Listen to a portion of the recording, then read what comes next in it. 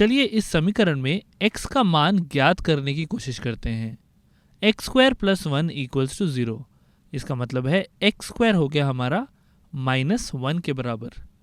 तो मुझे एक ऐसा नंबर खोजना है जिसका स्क्वायर करने पे मुझे एक नेगेटिव नंबर मिले, यहाँ पे -1 मिले।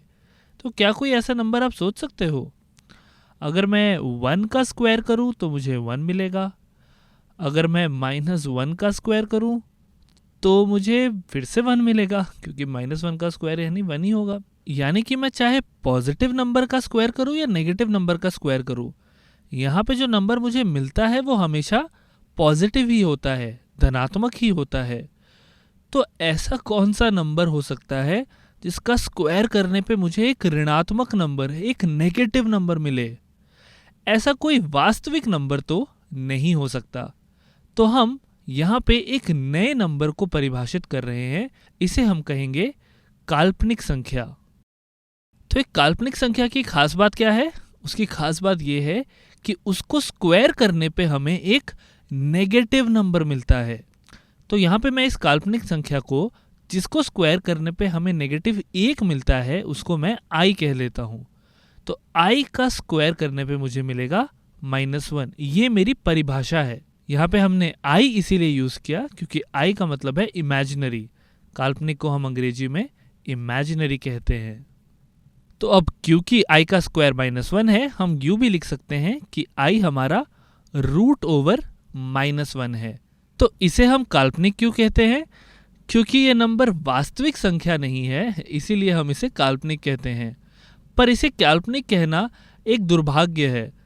ये नंबर भी उतना ही असली है जितना कि हमारे बाकी नंबर होते हैं। अगर आप ऐसे सोचो तो असली ज़िंदगी में आप कौन से नंबर यूज़ करते हो? 1, 2, 3, 4, है ना? इन काउंटिंग नंबर्स को यूज़ करते हो, जिन्हें हम नेचुरल नंबर भी कहते हैं। चलो कभी कभी आप ज़ीरो का भी इस्तेमाल कर लेते हो, इन्हें हम होल नंबर कहते हैं। पर जब हमें एक ऐसी इक्वेशन मिली, मान लो x + 5 = 0, पॉजिटिव नंबर से हम इस इक्वेशन को सॉल्व नहीं कर सकते। आप कोई भी पॉजिटिव नंबर डाल लो, ये इक्वेशन सॉल्व नहीं होगा। तो हमने क्या किया? एक नई तरीके की संख्या की परिभाषा की, जिसे हम कहते हैं ऋणात्मक संख्या या नेगेटिव नंबर्स। यानी हमने -1, -2 इस तरीके से अपनी नंबर लाइन को नेगेटिव साइड में भी खींच दिया। इसी तरीके से अगर मैं ऐसी इक्वेशन को देखूं 3x - 1 = 0, तो ये इक्वेशन ना ऊपर दिए हुए पॉजिटिव नंबर से सॉल्व हो सकती है, ना नेगेटिव नंबर से। इसको सॉल्व करने के लिए हमें रैशनल नंबर्स की ज़रूरत पड़ती है। अगर आप इसको सॉल्व करोगे तो आपको 1/3 मिलेगा। इन सब में से कोई भी नंबर नहीं है ये। तो ये हमें एक और नया सिस्टम बनाना पड़ा इस तरीके की इक्वेशन को सॉल्व करने के लिए। पर हम ये तो नहीं कहते कि ये काल्पनिक है, ये भी उतनी ही असली है जितनी बाकी संख्याएं हैं। उसी तरीके से अब हमने इस तरीके के द्विघातीय समीकरणों को सॉल्व करने के लिए ये नई संख्या बनाने का फैसला किया है, और इसे हम कहते काल्पनिक है, पर ये बहुत ही काम की चीज़ है। अच्छा, तो काल्पनिक संख्याएं कैसी हैं? ऐसी संख्याएं जिनको स्क्वायर करने पे हमें एक नेगेटिव नंबर मिले। अब सवाल ये आता है, अगर मुझे किसी और नंबर का स्क्वायर रूट लेना हो, मान लो -25 का, तो मैं क्या कोई नई काल्पनिक संख्या बनाऊंगा या मैं इसी से कुछ कर सकता हूँ? देखते हैं। अब -25 का स्क्वायर रूट खोजने का वही मतलब है कि हम एक ऐसा नंबर खोजें जिसका स्क्वायर हमें -25 दे दे। यानी हम ऐसा y खोज रहे हैं जो कि √/-25 हो। अब यहाँ पे हम इसको -1 × 25 की तरह लिख सकते हैं, बिल्कुल लिख सकते हैं। और इसको हम तोड़ सकते हैं ऐसे, √/-1 × √/25। ये चीज़ जो हमने यहाँ पे की है, ये हमेशा करना संभव नहीं होता। अगर हमारे पास 2 ऋणात्मक संख्याएं रूट के अंदर होती हैं तो उनको हम इस तरीके से नहीं तोड़ सकते हैं। ये हम आगे विस्तार में देखेंगे। पर अभी के लिए ये याद रखो कि क्योंकि हमारे पास एक धनात्मक और एक ऋणात्मक संख्या थी, तो इस तरीके से तोड़ना संभव है। और इसको हमने क्या कहा था? इसको हमने i कहा था। और √/25 क्या होता है? ये होता है 5। मैं यहाँ पे प्रिंसिपल स्क्वायर रूट की बात कर रहा हूँ, यानी कि मैं ऋणात्मक स्क्वायर रूट पे ध्यान नहीं दे रहा हूं।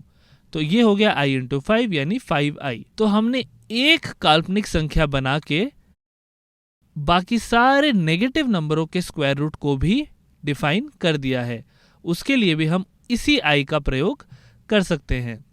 तो अगर आपसे कोई पूछे कि बताओ रूट ओवर -18 को हम कैसे लिख सकते हैं, तो हम इसको लिखेंगे रूट ओवर -1 इंटू 18, और क्योंकि एक धनात्मक है एक ऋणात्मक है, हम इसको ऐसे कर सकते हैं। अब ये हो गया हमारा i, और रूट ओवर 18 को हम वैसे ही सॉल्व करेंगे जैसे हम पहले करते आए हैं। इसको मैं लिख सकता हूँ 3 गुना 3 गुना 2, 9 गुना 2 18 होता है, और ये 3 हमारे रूट से बाहर निकल जाएंगे, और मैं लिखूंगा 3√2i। ये मेरा रूट ओवर -18 हो गया। चलिए अंत में ये भी देख लेते हैं कि ये रूट ओवर -1 इंटू -3 को हम ऐसे तोड़ के क्यों नहीं लिख सकते हैं। अगर आप यहाँ पे देखो तो इसका बायां पक्ष हमें दे रहा है रूट ओवर -1 इंटू -3 को मैं 3 लिख सकता हूँ, और ये हमें क्या दे रहा है, रूट ओवर -1 को हमने देखा हम i कहते हैं, और रूट ओवर -3 को मैं ऐसे लिख सकता हूँ रूट ओवर -1 इंटू 3। अब यहाँ पे मैं इनको अलग कर देता हूँ, root over -1 into root over 3 ऐसे लिख देता हूँ, और एक i मेरे पास पहले से बाहर रखा हुआ है। तो ये i है और ये भी मेरा i है, यानी i इंटू आई हो गया, और यहाँ पे √3 मिल गया। तो ये i इंटू आई यानी i स्क्वायर, जिसे हम कहते हैं -1। हमारी परिभाषा ही ऐसी है कि i स्क्वायर क्या होता है, -1 होता है। तो यहाँ पे मुझे मिल गया -1 गुना √3, और मेरे पास बाएं पक्ष में था √3। तो क्या ये दोनों बराबर हैं? बिल्कुल नहीं, ये दोनों बराबर नहीं है। इसीलिए हम ऐसे इसको तोड़ नहीं सकते हैं। तो इस चीज़ का आप खास ध्यान रखिएगा कि जब आपके पास रूट के अंदर एक धनात्मक एक ऋणात्मक संख्या हो तब तोड़ना संभव है, दोनों धनात्मक हो तब भी संभव है, बट अगर दोनों ऋणात्मक हो तब इसको ऐसे तोड़ना संभव नहीं है।